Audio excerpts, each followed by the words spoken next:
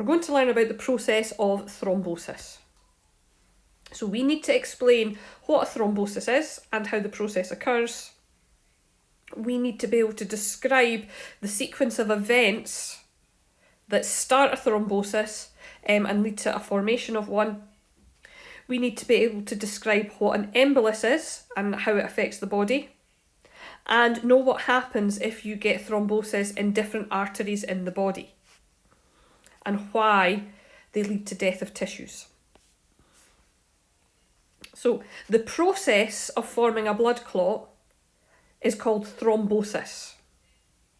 The thrombus is the name given to the actual blood clot itself. Okay, so thrombosis is the process of forming a blood clot. A thrombus is the blood clot itself. So how does a thrombus form? Well, a thrombus usually forms as a result of a ruptured atherosclerotic plaque or atheroma. Okay? When the plaque ruptures, this damages the endothelium of the artery. This damage then leads to the release of clotting factors. This then starts the clotting cascade, which results in the conversion of the enzyme prothrombin to its active form of thrombin. Thrombin then causes the plasma protein fibrinogen to be converted to fibrin. Now, fibrin forms these threads, which form a meshwork, which causes the blood to clot. Now, normally this is a good process because it seals the wound and provides a scaffolding for the formation of scar tissue and leads to healing. However, in the formation of a thrombus, this is not so good because the thrombus will then develop and could eventually grow to a size where it completely blocks the artery. So let's have a look at the sequence of events again. Okay, so we have an artery where there is an atheroma. The atheroma ruptures and damages the endothelium. This damage to the endothelium triggers the release of clotting factors from the damaged endothelial cells, but also from platelets in the plasma. The release of these clotting factors triggers this following enzyme cascade. So prothrombin is converted to thrombin. The thrombin converts fibrinogen to fibrin. The fibrin is like a sticky mesh of fibres that forms the basis of the blood clot. Okay, so you can see the process happening in this diagram. Right? So we have a narrowing of the lumen due to an atherosclerotic plaque. The plaque ruptures and damages the endothelium.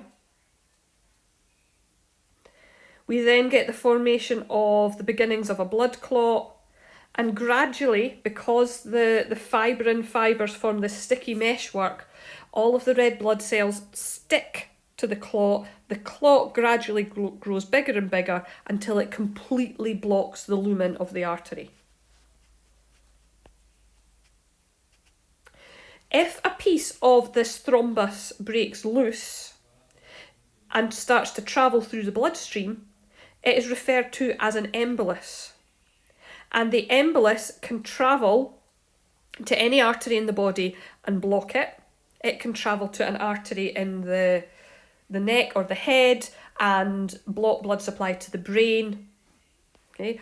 Or it can travel to an artery in the lung, where it's called a pulmonary embolism. Okay? If thrombosis takes place in one of the coronary arteries, then that will lead to a heart attack, or as it's medically called, a myocardial infarction. Okay, and there's a couple of videos on here that you can watch if you want to get more information about that. You'll get the links on the PowerPoint. But it's the same process. The artery will be partially occluded or partially blocked by a plaque. The plaque will rupture, damaging the endothelium, leading to the release of the clotting factors, eventually causing a thrombus to form and completely blocking the artery. that then means that some of the cardiac muscle cells are not getting sufficient glucose and oxygen. Okay. This picture here shows where a thrombus has taken place, where a thrombus has formed. Start again. This picture shows where a thrombus has formed in the coronary artery. You can see the sort of yellowish brown areas of plaque, right? But you can also see the dark red area where the thrombus has formed, and it has completely occluded or blocked the coronary artery. If a thrombus forms in an artery in the brain, it may lead to a stroke. The clot completely stops the blood supply in the artery, and that means that the brain cells are not getting a supply of blood, they are not getting glucose and oxygen, and those brain cells will die. Okay. So thrombosis, when it occurs, the thrombus blocks the blood supply, cells are deprived of oxygen, and that leads to death of those cells. And this is exactly what happens in the case of a stroke. Right?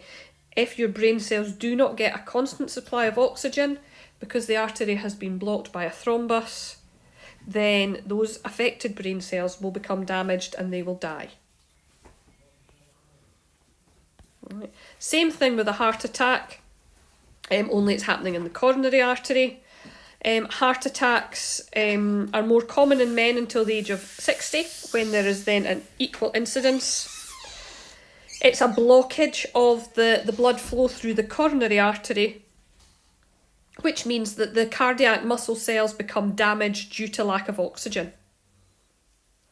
So if the blockage is here, the blood supply through this part of the coronary artery will be completely blocked. So this area of the cardiac muscle will die because of lack of oxygen. Once the thrombus has formed, it can completely block the blood flow through the coronary artery, and that will lead to a heart attack. Increased risk of a heart attack if you have high blood pressure and if there is a family history of coronary heart disease. So this picture here shows an actual human heart where a heart attack has taken place, right? And you can see where the thrombus has formed here, and you can see the darkened area of cardiac muscle down there, which shows where the heart cells have actually died. Angina is chest pain brought on by anything that makes your heart work harder, beat faster, like exercise, excitement or stress. And it means that the blood flow through the coronary arteries is reduced due to atherosclerosis, not completely blocked like it would be in a heart attack. Okay. So this happens during exercise, where your heart is demanding a greater blood supply so that it can beat faster. If you have angina, your coronary artery is not able to sustain that blood supply, and then that manifests itself as pain.